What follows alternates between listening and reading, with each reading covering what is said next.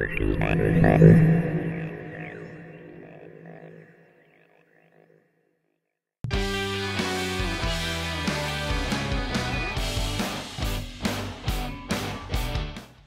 tout le monde, bienvenue sur Podcast Magazine. Aujourd'hui, on est avec Lucas. Salut Lucas, ça va? Salut, ça va et toi Jean-Pierre? Eh ben, ça va pas trop mal.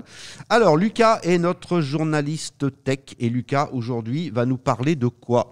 Alors, je vais vous parler de Thomas Pesquet et du nucléaire en France. Eh ben, allons-y, on t'écoute. Thomas Pesquet, c'était un astronaute français qui allait 2 fois dans l'ISS. Et la dernière fois qu'il y allait, c'était en tant que commandant de l'ISS.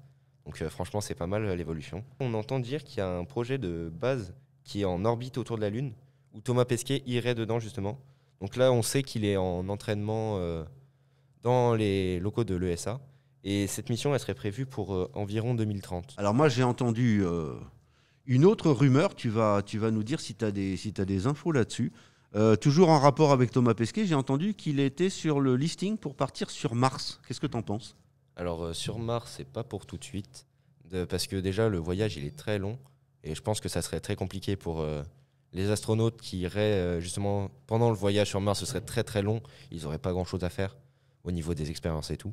Et en plus sur Mars, c'est pas pour tout de suite, ce sera plus pour dans 50 ans je pense, parce qu'on a trouvé que d'infimes traces d'eau, que la pression atmosphérique là-bas elle est beaucoup plus élevée que sur Terre. Du coup ça nous plaque au sol, ça nous écrase. Ce serait vraiment compliqué pour eux de vivre là-bas pour l'instant. Eh ben alors, donc, moi, ce que je te propose, c'est de faire un prochain épisode de Podcast Magazine dans 50 ans sur Thomas Pesquet sur Mars. Bah pourquoi pas, moi je serais là. D'accord, on fera comme ça. Ton deuxième sujet. Emmanuel Macron qui a annoncé le relancement des centrales nucléaires le mardi 9 novembre 2021, alors qu'au début de son mandat, il avait demandé l'arrêt de ces centrales. Il en avait arrêté quelques-unes. Et là, il relance les centrales, sachant que l'allocution, elle a été faite après la COP26.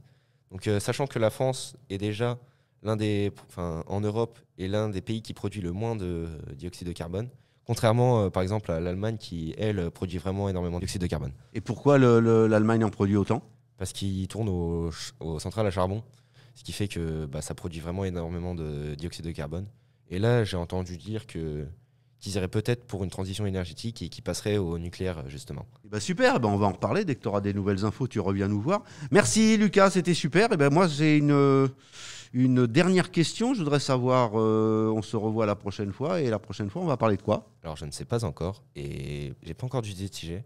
Donc, je propose aux auditeurs qui nous écoutent actuellement de proposer dans les commentaires en dessous de cette vidéo des idées de sujets pour que je travaille dessus.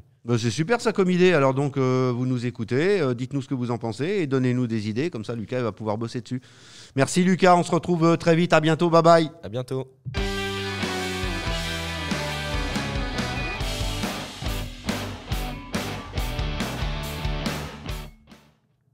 La prochaine fois, je vous montrerai comment Lucas il danse sur la musique.